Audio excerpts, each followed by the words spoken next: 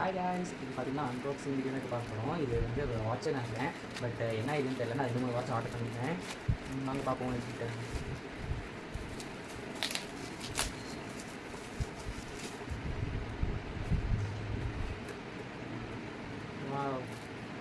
நல்லா இருக்குல்ல?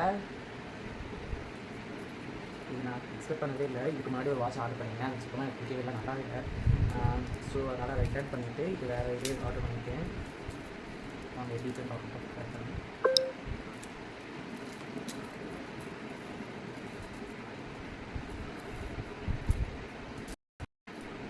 வாட்ச் ஆக இருக்குல்ல, ஒரு பாப்பா கேட்குறேன். சூப்பராக இருக்குது, நல்லா இருக்குல்ல? எப்படி இருக்குன்னு கமெண்ட் பண்ணுங்கள்.